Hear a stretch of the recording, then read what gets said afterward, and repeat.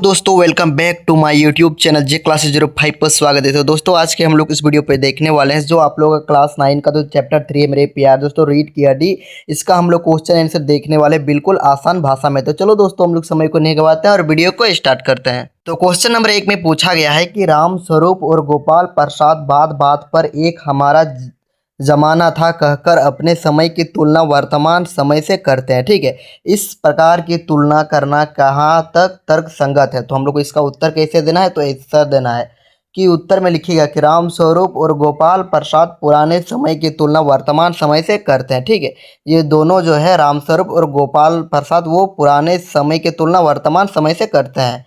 यह गलत है क्योंकि समय हमेशा बदलता रहता है, यानी कि जो समय है वो हमेशा बदलता रहता है और हमें भी समय के अनुसार चलना चाहिए। जीवन में वही सफल होते हैं जो समय के साथ चलते हैं। ठीक है मेरे प्यारे दोस्तों, और सही तरीका से समय का प्रयोग करना चाहिए।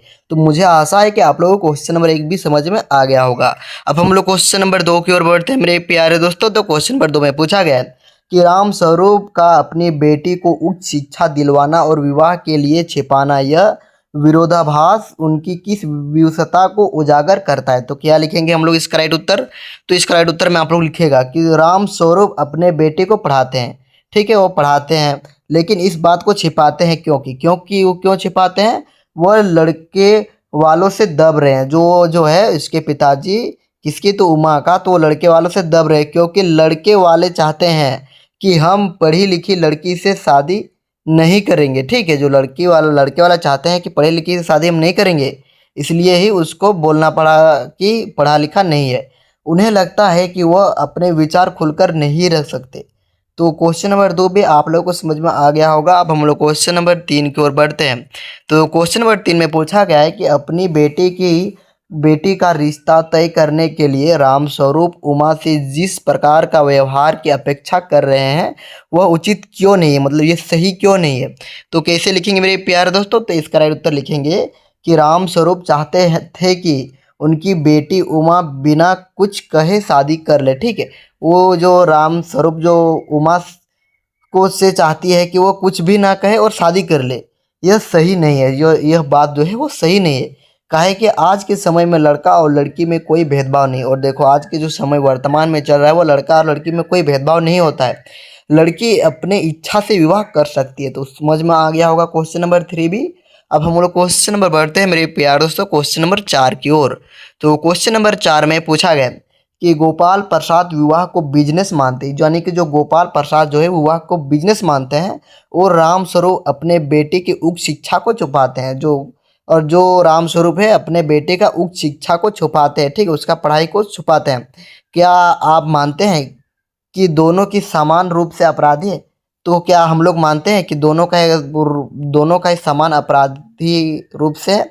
तो इसका उत्तर कैसे देंगे कि दोनों ही समान रूप से अपराधी है। ठीक है, क्योंकि गोपाल प्रसाद विवाह को बिजनेस मानते हैं, यानी कि जो गोपाल प्रसाद है वो जो विवाह होता है उसको बिजनेस मानते हैं, जो कि गलत बात है। यानी कि जो है यह गलत है क्योंकि विवाह कोई व्यवसाय नहीं बल्कि एक पवित्र बंधन होता है। ठीक है, जो विवाह होता है वो एक पवित्र बंधन होता है। वही स्वरूप अपने बेटी की शिक्षा, यानी कि स्वरूप नहीं है, वही राम स्वरूप अपने बेटी की उच्च शिक्षा छुपाकर झूठ बोलते हैं। ठीक है, वो जो राम स्वरूप है वो अपने बेटी की उच्च शिक्षा को छुपाकर झूठ बोलते हैं, जो कि उनकी विवशता को दर्शाता है, यानी कि उसके मजबूरी को दर्शाता है।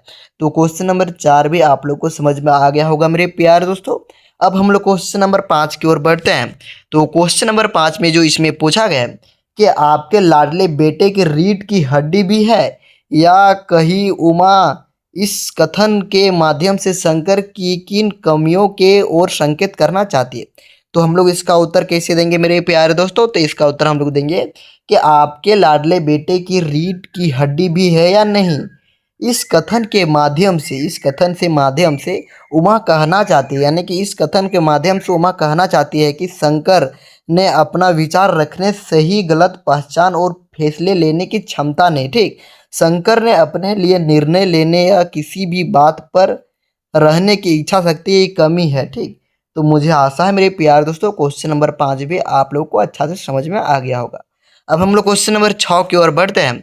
तो क्वेश्चन नंबर 6 में जो पूछा गया है मेरे प्यारे दोस्तों, तो क्या पूछा गया है कि शंकर जैसे लड़के या उमा जैसे लड़की समाज को कैसे व्यक्तित्व की जरूरत है, तो कैसे है, तो हम लोग कैसे इसका उत्तर देंगे मेरे प्यार दोस्तों, तो देंगे कि उमा प्रमुख पात्र है, यानी कि जो ये चैप्टर है मेरे प्यार दोस्तों, यानी कि रीढ़ की हड्डी, इस चैप्टर का प्रमुख पात्र है, वो समाज को ऐसी ही लड़की की जरूरत है। ठीक, तो इसका उत्तर हम लोग कैसे देंगे, उमा पढ़ी लिखी है, जो उमा जो थी वो पढ़ी लिखी थी, वो आधुनिक लड़की थी, वो यानी कि आजकल के मॉडल के ज़माने की लड़की थी, वह निडर लड़की है। वो जो था मेरे प्यारे दोस्तों उमा, वो निडर है, यानी कि किसी से भी नहीं डरती थी। ठीक, उमा साधारण लड़की है, यानी कि जो उमा जो थी मेरे प्यारे दोस्तों इस चैप्टर में, वो एक प्रकार का साधारण लड़की है।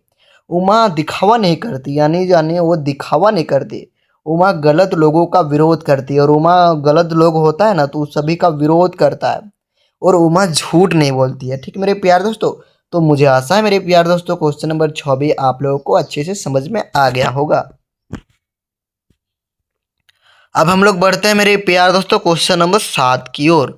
तो क्वेश्चन नंबर 7 में जो पूछा गया है मेरे प्यार दोस्तों, क्या पूछा गया है कि कथा वस्तु के आधार पर आप किसे एकांगी का मुख्य पात्र मानते हैं और क्यों मानते हैं, तो हम उसका उत्तर कैसे देंगे, उमा प्रमुख पात्र है, यानी कि जो क्वेश्चन नंबर 6 है ना मेरे प्यार दोस्तों, तो उसी उसी का राइट आंसर इसमें भी आ जाएगा आप लोग का क्वेश्चन नंबर 7 का भी। ठीक, तो और एक बार बता दे रहा हूँ, ठीक है, कि उमा प्रमुख पात्र है और समाज को ऐसे ही लड़की की जरूरत है। तो फिर उमा पढ़ी लिखी है, वह आधुनिक लड़की है, वह निडर लड़की है, और उमा साधारण लड़की है, और उमा दिखावा नहीं करते। ठीक, तो ठीक है मेरे प्यार दोस्तों, तो ये वीडियो को आप लोग को अच्छा लगा तो अपने दोस्तों के साथ जितना सारा दोस्त है वो आप लोग ज़रूर से ज़रूर भेज दीजिए, ठीक है, ताकि वो सब भी अच्छा से अच्छा अंक ला सके। ठीक मेरे प्यारे दोस्तों, और ये वीडियो में आप लोग का जो था वो चैप्टर 3 था। ठीक मेरे प्यारे दोस्तों, क्या था, तो आप लोग का चैप्टर 3, और आप लोग का कितना चैप्टर होगा मेरे प्यारे दोस्तों,